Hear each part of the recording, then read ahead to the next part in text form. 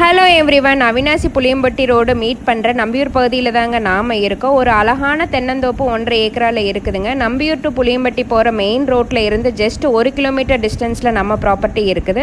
நம்ம பூமியோட இருபுறமே தடம் போகுதுங்க. 93 தென்னங்கன்றுகள், அதுவும் நாட்டுக்கன்றுகள், 2 வருடங்களே ஆன கன்றுகள் பராமரிப்பில் இருக்குதுங்க. அது போக காலி இடம் கொஞ்சம் இருக்குது. 2 போர் போட்டு தண்ணீர் வசதியோடு இருக்குது. 7.5 HP free agri line connection இருக்குது. அது போக ஒரு சர்வீஸ் லைனும் வாங்கியிருக்கோம்.